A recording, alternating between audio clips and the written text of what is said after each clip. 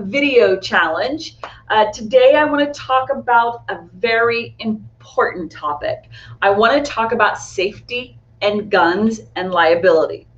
So before I get started, let me just throw out this disclaimer. I am not an attorney. I am not acting as an attorney. And should you have a situation, you need to consult with an attorney. I am also not a licensed claims adjuster. So any claims questions that you have, you should be seeking out guidance from a licensed claims adjuster. This video is informational and just for purposes of getting you thinking about your business in relation to your insurance policy. So disclaimers out there. Now let's talk about guns and safety. So it's normal to want to protect your business, protect your employees, protect yourself. As you know, with a food truck, you're carrying money and you're mobile and you're accessible, and you don't have necessarily the same safeguards that somebody who has a brick and mortar would have. Somebody with a brick and mortar might have a cash office where the door is locked from the inside and someone can't get in from the outside unless they're buzzed in, and then maybe there's a safe and things of that nature. They have measures that they can put in place to keep cash safe. Well, on a food truck, those resources are a little bit more limited than a brick and mortar.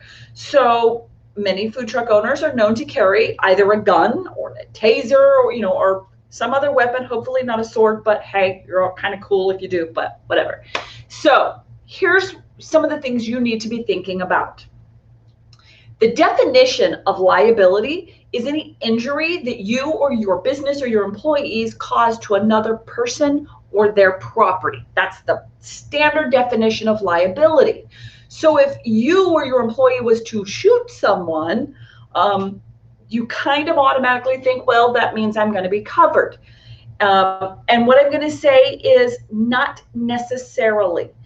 There is an exclusion for intent, purposeful injury. So if you intend to injure someone, there is a small exclusion there, may or may not apply, but there is an exclusion in the standard contract. So if you have any doubts, I encourage you, talk to your insurance agent about that exclusion. The other thing is that gun cases are not cut and dry. And so you might need some guidance from an attorney or a claims adjuster in navigating the waters of a claim associated with a gun. And some commercial general liability policies actually will exclude firearms. It just depends on the insurance company and their policy, their contract. So when it comes to guns and safety, what I would tell you is you need to convey to your agent, hey, I want to protect my business. I want to protect my employees. I want to protect my food truck and myself. So I might have a weapon on my truck. Am I okay? Is that covered? Does my policy have an exclusion? Some other things you might be thinking about. A scenario that you might want to run by your agent is if your employee was to shoot another employee, what about your workers' comp? What if your policy, your manual, your employee manual forbids an employee to have a gun in a state that allows an employee to have a gun? How would your insurance come into play then? So when you're thinking about protecting your business, I highly encourage you to have these conversations with your agent. The conversation should not just be what's my deductible, what are my limits, how quickly can I get it, and how cheap is my premium. That should not be the end all for your conversations with your agent when it comes to insuring your food truck. You really do need to talk about safety. You need to talk about risk management. These are very important conversations, and the more information you can give your agent, the better they can guide you.